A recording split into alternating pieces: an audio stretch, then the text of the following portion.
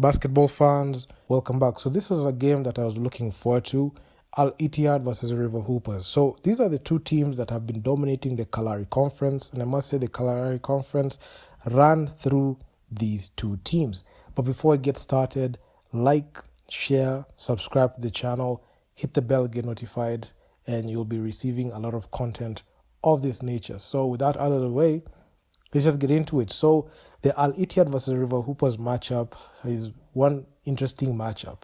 And in all contests where we've seen these two teams meet, Al Ittihad has always come out on top. And I was expecting the River Hoopers to pose a bit of resistance in this game, but unfortunately that was not the case. And the Al Ittihad side won this game.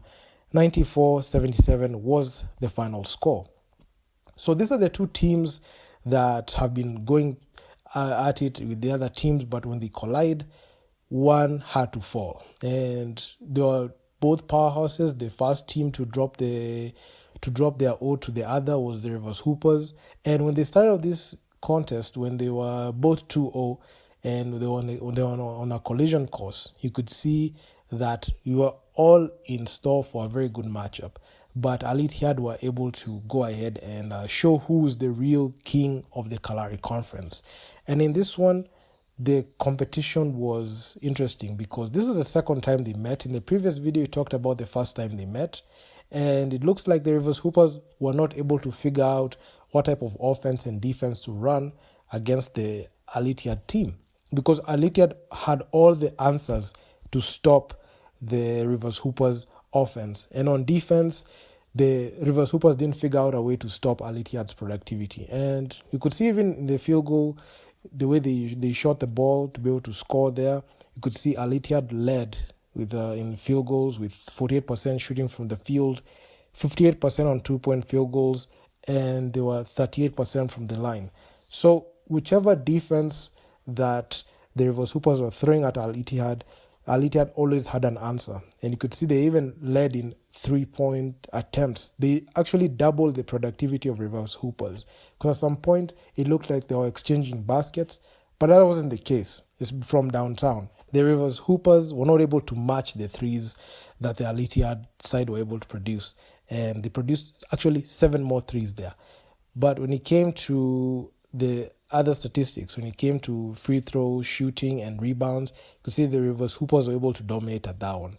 But in assists, steals, and blocks, Al Ittihad were able to do that. Not only did Al Ittihad have and even boast one of the best offenses in the Kalahari Conference, but they also exhibited their ability and their underrated knowledge on how to be able to tackle any defense. Especially their defensive scheme was one thing that made them always dominate. It may look like this team is not as physical, but they didn't need a lot of physicality because of the skill and the ability to manufacture good shots from beyond the arc and also inside.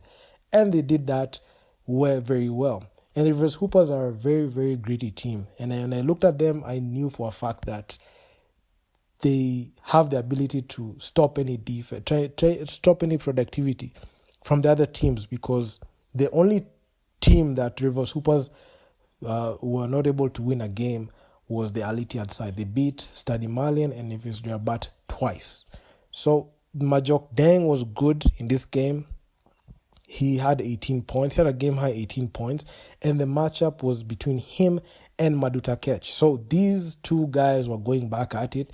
And Maduta Ketch was that guy that was dominating for the Rivers Hoopers. But I'm not sure what really happened in this performance, because he produced he had the same output, but still they were not able to win this ball game. And Kevin Amayo, he had a quiet 11 points, but he's the assist leader in the Kalahari Conference with averaging 6.5 assists, but he had 8 assists in this game.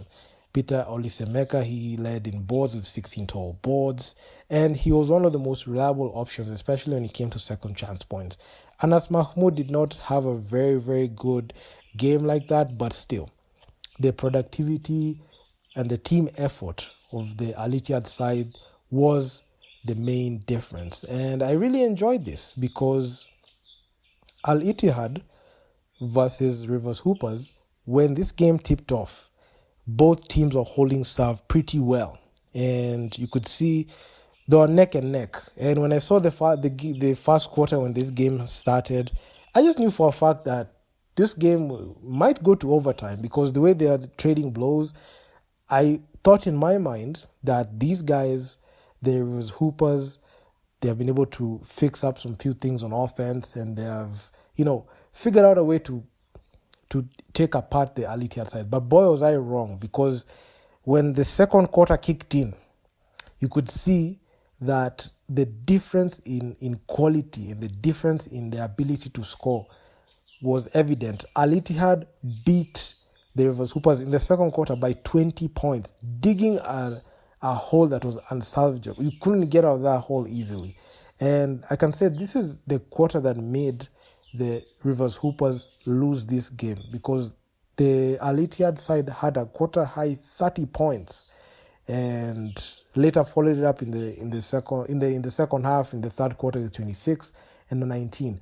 But the damage was already done in the second quarter, and in the second half it was just rinse and repeat, and the Rivers Hoopers were not able to do anything significant to stop that. So it was overall dominant performance coming from the Al Ittihad side, and they showed us and they explained to us time and time again the reason as to why they were the best team. Because when I looked at Rivers Hoopers the first time they met with Al Ittihad, I felt like maybe this game might go to overtime. Maybe these two teams were there, they're taking apart the other teams.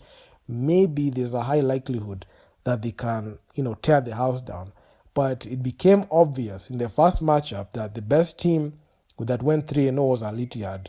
Even in the second round of games, the second round of games that tipped off, I felt like maybe the Rivers Hoopers had learned a thing or two on how to curtail the offense for Al Ittihad and pose a very strong defense on that side.